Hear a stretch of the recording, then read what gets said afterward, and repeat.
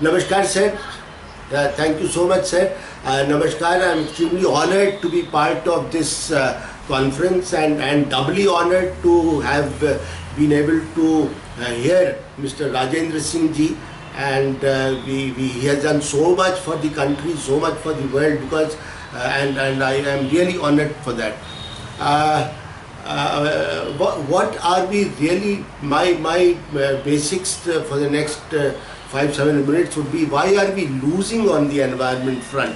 हमें ऐसा क्यों है कि हम हार रहे हैं और क्या गलत है सर? मैं प्रबंधन से ही जुड़ा रहा हूँ through out, and I feel that what is lacking is not laws and procedures. What is lacking is robust governance, management, and to top it, it is the will and character. The will and character of everyone, all the stakeholders.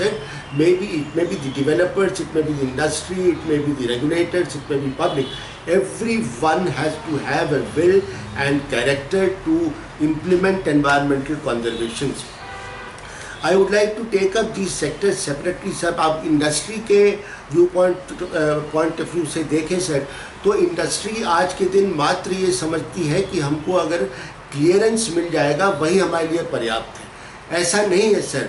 Industry को clearance मिल जाए और industry उस clearance को drawer में डाल दे और 1 साल बाद फिर कंसल्टेंट को बुलाए और कहे कि मानवर हमारा कंसेंट जो है, हमारी परमिशन एक्सपायर हो रही है, कृपया पुनः इसको जीवित करा दे, और कंसल्टेंट फिर एक रिचुअल के तरह उसको रिन्यू करा दे। No one, I think 70 to 80% of the people concerned do not find time to go through the conditions.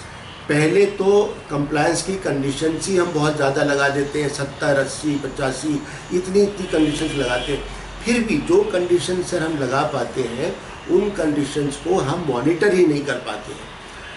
दूसरा सर, ये इंडस्ट्री को नहीं पता है कि सर अगर हम एनवायरमेंटल कंजर्वेशन करेंगे तो हमारी प्रॉफिटेबिलिटी बढ़ेगी। हमने अपने करियर में एक स्टडी किया था सर, डिस्टिलरी रेटिंग पे थी, बहुत से डिस्टिलरीज थी, और हमने ये सैद्धांतिक रूप से पाया scientifically that those industries which were doing a better compliance had better profits. और इस रिपोर्ट को प्रेजेंट किया था OECD पेरिस में, and this was highly acclaimed by the world bank also.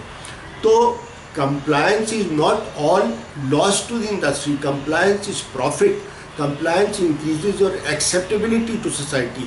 आप किस प्रकार आपके आसपास के लोगों का कॉन्फिडेंस बढ़ता है, आपको चलने में आसानी होती है और आप प्रेशर्स में नहीं रहते हैं, आप रेगुलेटरी प्रेशर्स में नहीं रहते हैं।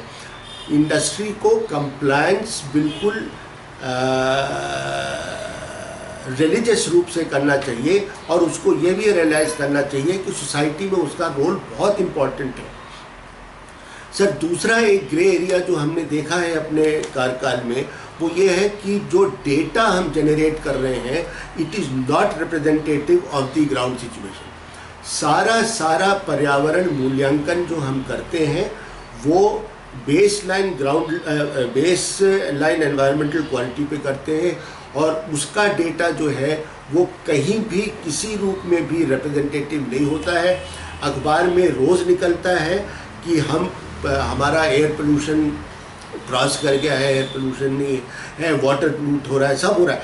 दुनिया भर की चीज़ें रिपोर्ट्स में, अखबार में निकलती है, but when it comes to the environmental clearance process, the EIAs would say that everything is all right with the environment. The water quality in the adjoining areas is perfect and pristine. Then it would say that the air quality in these areas is absolutely wonderful. तो ये एक representativeness of data का consultants को अपने दिल से, character की जो बात की, विल की बात की, ये कैरेक्टर होना चाहिए कि हमको सही डेटा देना है। सर हम लोग we are dealing with poisons, ये कंसल्टेंट्स को और इंडस्ट्री को रियलाइज़ करना है that we are dealing with poisons, and then all of us should see that we at least have the correct baseline data to help us plan our future. दूसरा sir हमारा एक सुझाव ये था कि कंसल्टेंट और क्लाइंट जो industry के बीच का सीधा संपर्क किसी तरह समाप्त करना होगा। When the client is paying to the consultant is always obliged to the client to make a report. I am sorry to be saying this, पर ये कहीं पर एक प्रक्रिया निर्धारित करनी चाहिए. गुजरात पोल्यूशन कंट्रोल बोर्ड ने कुछ दिन पहले की थी कि इंडिपेंडेंट एनवायरमेंटल ऑडिटर्स थे, उनको अलॉट कर देते थे. तो ये एक चीज़ है सर. तीसरा सर हमारा सुझाव ये था कि एक बहुत सुंदर प्रक्रिया गवर्नमेंट ऑफ इंडिया ने निकाली थी एनवायरमेंटल ऑडिट की. माने आपको इंडस्ट्री को ये एक अवसर दिया गया था कि वो आईना देख ले कि हमने इस साल क्या अच्छा किया, पिछले साल क्या अच्छा किया, इस साल हमने कितना वेस्ट जनरेट किया, पिछले साल कितना जनरेट किया था, और करेक्टिव मेजर ले. लेकिन कालांतर में sir what has happened is that these reports have started serving as a tool for punitive action. Industry डरती है कि अगर हम वास्तविक रिपोर्ट दे देंगे पोल्यूशन कंट्रोल बोर्ड्स को या रेगुलेटर को तो हमारा डेवलपमेंट का कार्य में बाधक होगी. तो ये जो एक भय है ये रेगुलेटर को रिमूव करना होगा from the minds of industry. They would have to say, no, look here, the environmental audit that you submit is only for you to enable you to make improvements. It is not to be used for punitive action. दूसरी चीज़ ये है sir कि जो industry environmental audit शीशा देखती है वो शीशा मात्र वो ऑपरेटर न देखे, वो शीशा बोर्ड ऑफ डायरेक्टर्स देखे. वहाँ तक शायद ऑडिट रिपोर्ट नहीं जा पाती. जब तक बोर्ड ऑफ डायरेक्टर्स नहीं देखेगा उसको तब तक उसका उत्तरदायित्व निर्धारित नहीं होगा सर. एक सर कॉर्पोरेट सोशल रिस्पॉन्सिबिलिटी का बहुत बड़ा प्लान है. Corporate social responsibility is a beautiful thing and it helps industry to contribute to the social upliftment of the areas. परंतु साहब मेरा सुझाव ये है कि इसमें I will take just 3-4 minutes है मेरा सुझाव. हाँ बस just 3-4 minutes है. तो मेरा सुझाव ये है कि जो ये CSR प्लान है ये डिस्ट्रिक्ट योजना में सम्मिलित हो जाए सर. एक डिस्ट्रिक्ट का अपना एनवायरमेंटल मैनेजमेंट प्लान हो जिसमें ये हर एक इंडस्ट्री कंट्रीब्यूट करे. हम एक गली में पेड़ लगा देते हैं, दूसरी इंडस्ट्री को भी CSR करना है, वो भी उसी गली में पेड़ लगा देती है, तो दीज डुप्लीकेशंस नहीं हो. Lastly sir what I would want to request is that there is a little misconception in the developer कि रेगुलेटर हमको सुनता नहीं है सर. रेगुलेटर खुला होना चाहिए, ये बात मैं कहना चाह रहा हूँ. Regulator should be open to the suggestions made by the. करना तो रेगुलेटर को अपने मन की है लेकिन ये बहुत ज़रूरी है. और प्रायोरिटी जो पोल्यूशन कंट्रोल बोर्ड से बहुत महत्वपूर्ण ये सेंटेंस है. पोल्यूशन कंट्रोल बोर्ड्स आज के दिन they have converted only to industrial pollution control boards.